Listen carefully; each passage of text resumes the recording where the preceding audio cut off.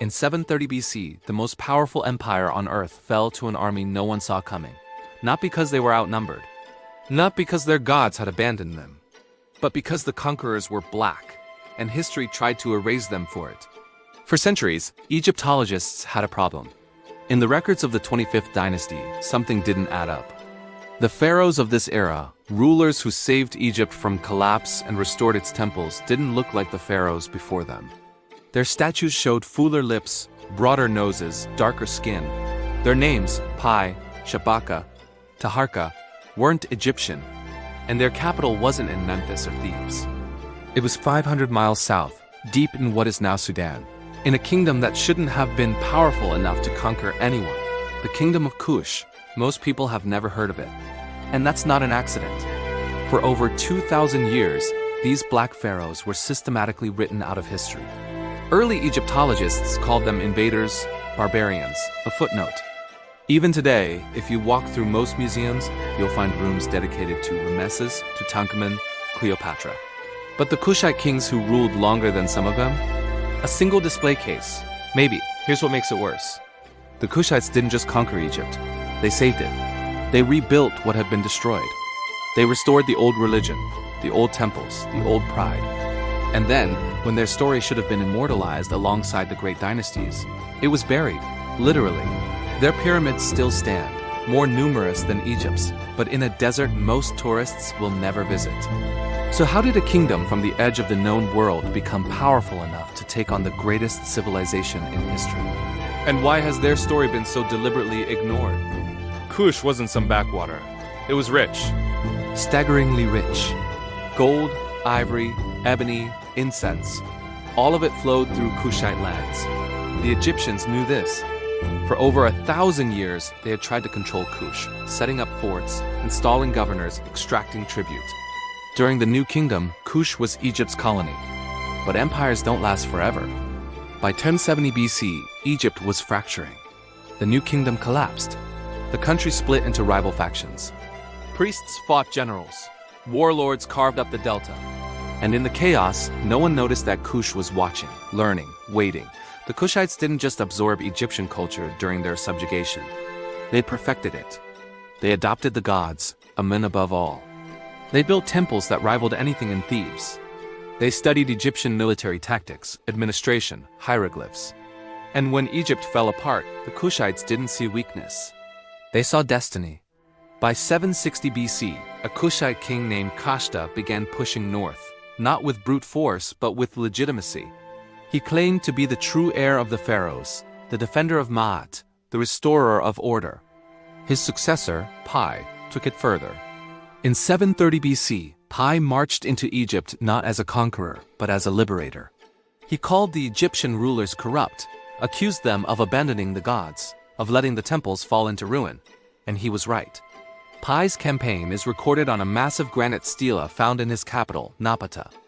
It's one of the longest inscriptions from ancient Africa, and it reads like a holy war. City after city surrendered. Those who resisted were crushed. But here's the thing. Piye didn't sack Egypt. He purified it. He forced the Egyptian kings to bow before Amun. He restored the priesthood. And when his enemies finally knelt, he forgave them. Then he went home. That's not what conquerors do. Alexander didn't go home, Caesar didn't go home, but Piye did. Because to him, Egypt wasn't a prize. It was a responsibility. Here's where it gets strange. The Kushite pharaohs ruled Egypt for nearly a century. They controlled the richest, most advanced civilization in the Mediterranean. They commanded armies, rebuilt monuments, and faced down the greatest empire of the age, Assyria. And yet they're barely mentioned in classical sources. Greek historians like Herodotus wrote extensively about Egypt, but the Kushites? A footnote. Roman writers ignored them entirely. Why?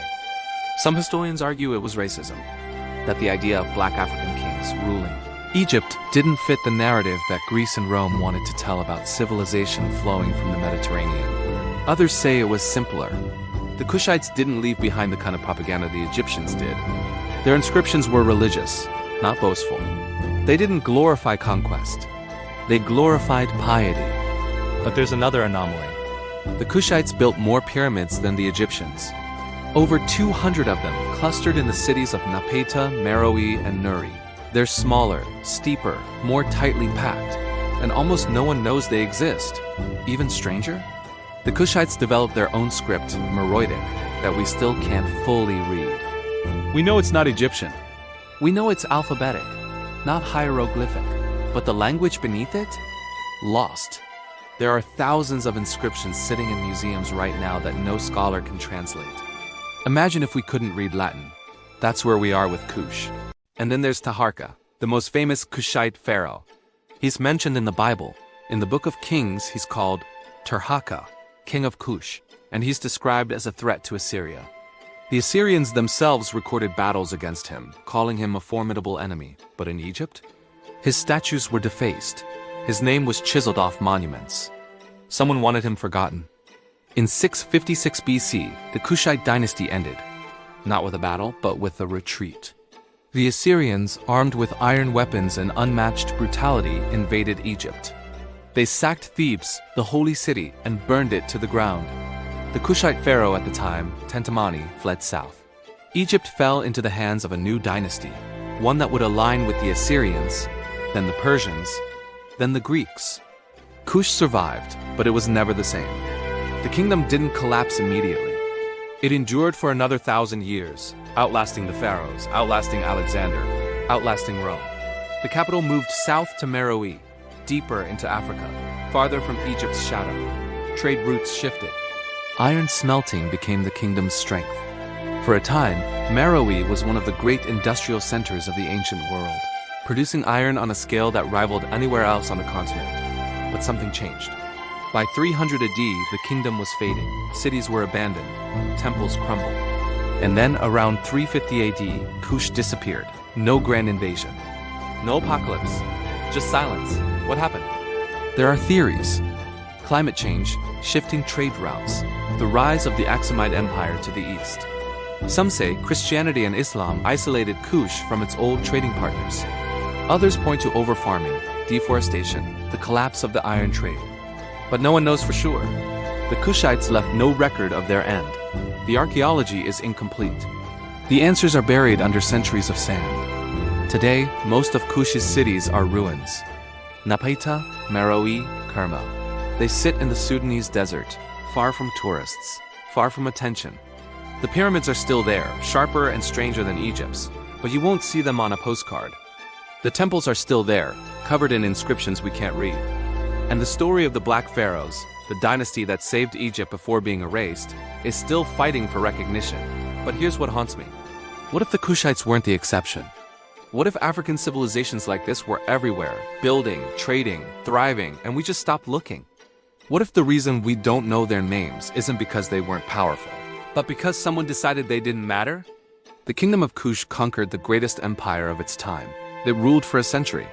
It built more pyramids than Egypt, and somehow it became a mystery. How does an entire civilization disappear from history when the evidence is still standing?